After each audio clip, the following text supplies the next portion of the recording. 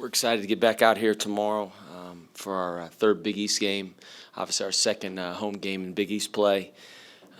And I've said this before, but to me, this is by far the best conference in the entire country.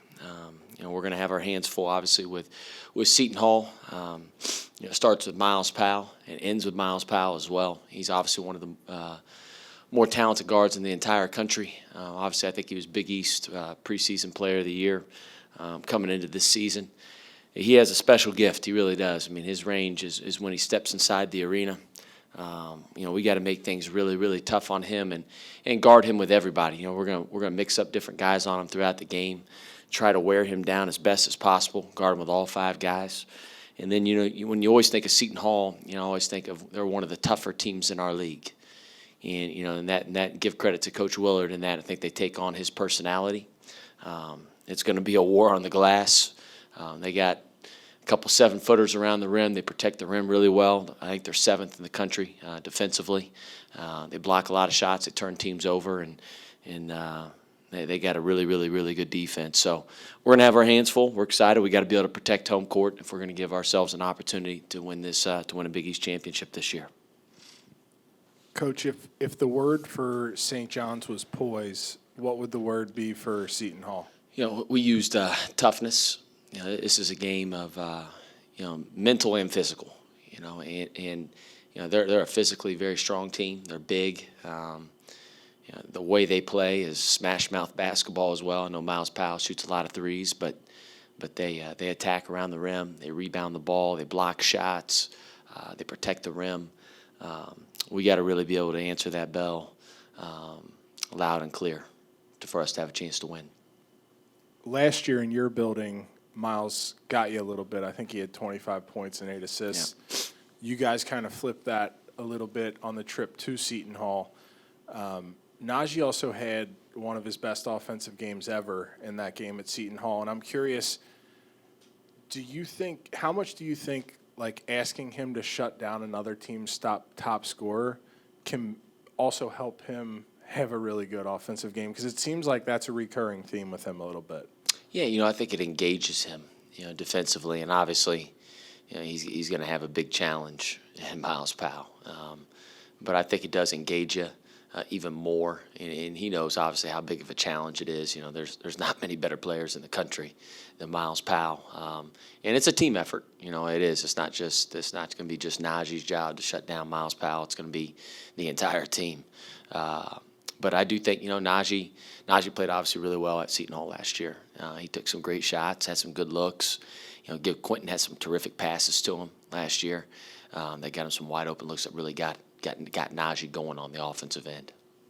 When you watched film from the last game and Naji had those 8 turnovers, how did you assess them once you saw them? Was he making bad decisions? Was it the pressure that was getting to him? I think it's St. John's does it to everybody. Even it's funny. I think against Butler, I want to say Butler either had 18 or maybe even 20 turnovers in the second half of that game. They do it to you a little bit, but at the same time, the standard's a standard. When we show film to our guys, we can't waste possessions. I don't care if we're playing St. John's or if we're playing Seton Hall or whoever it is, right? We got to get a shot up there, the shot that's a good shot for Xavier, and. Naji, he got a little casual there late as well. He had a couple of them late. We got to finish the game the right way, but he's got to make better decisions, and he knows that. And that's where his growth can come, And Naji's playing well. It's not like he's not playing well. I mean, he's playing terrific. He's playing like an all-conference guy. In the defense, where he has the biggest impacts on the defensive end, that's not even shown necessarily in the stat sheet when you look at his numbers. So he's playing well, but that growth that we need from him to take that next step is obviously having be a mature basketball player, continue to make better decisions. Another guy that we have talked about a lot, and you said wasn't playing his best in the last game, is Jason Carter. Yeah. When I think about Karam Cantor coming in as a grad transfer, although he had just 1 year, he struggled at first and then found his rhythm, but Jason hasn't seemed to find it. What offensively can he do to get more involved than just shooting 3 shots a game? Yeah, again, everybody said, like Villanova game, he only took 3 shots, but he impacted the game in a big way.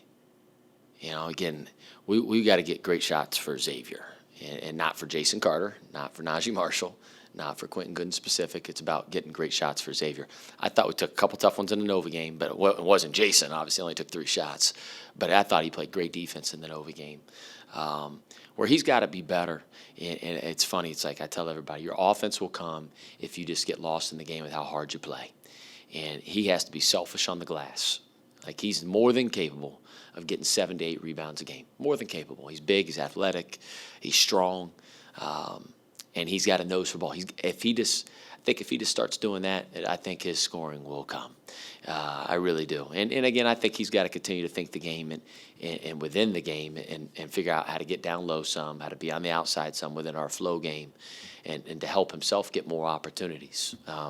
His teammates have confidence in him. I thought he had a couple of great practices leading up to St. John's, probably 2 of his better ones.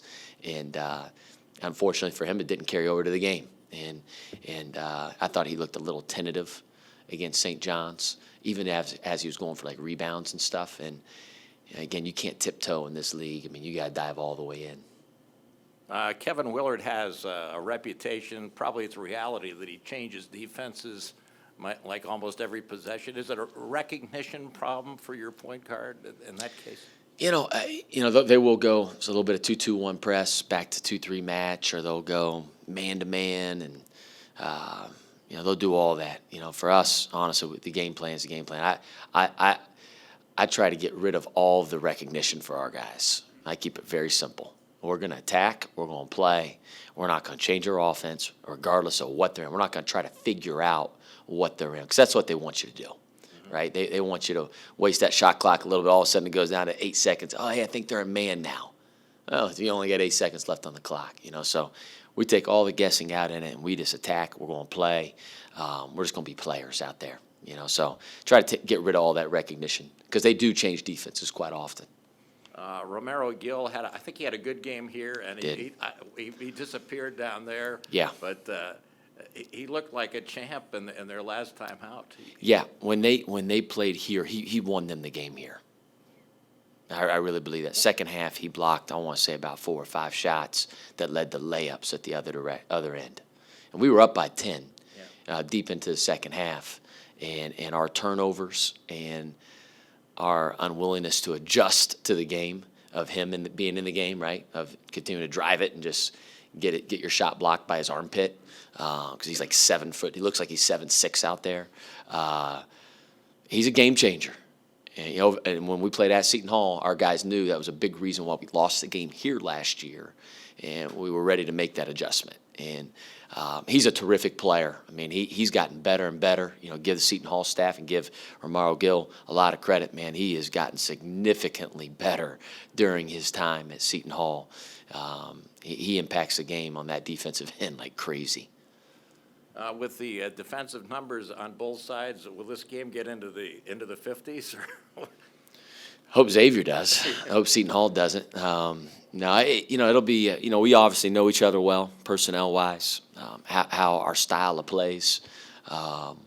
Year to year, you may change your personnel a little bit, but your style, I think, is the same. So we know each other well. So I think they'll guard us well. We'll guard them well, and it'll be a game of a possession game. That's for sure. Last night on your radio show, you mentioned that Kiki Tandy had the highest defensive grade of anyone against St. John's. With the way that he's playing, and it seems like he's really starting to get his feet under him and some confidence. We've talked about Fremantle and Tyreek playing together, a bigger lineup. But is there a smaller version of a Xavier lineup that maybe we haven't seen yet that maybe incorporates him and gets him some more time? Yeah, we've worked in practice some, like even going 4 guards, playing really small, whether that's, with Naji at the 4, which Naji hasn't played a lot of 4 this year. He's played more at the 3. But yeah, we are flexible enough within our offense and defense for sure to be able to play guys like Kiki, Paul, Q, Naji all together. Because Kiki, he gives us a different dimension when he's out there on the floor with his scoring and shooting, and we understand that, and I think he can continue to do more even off the bounce.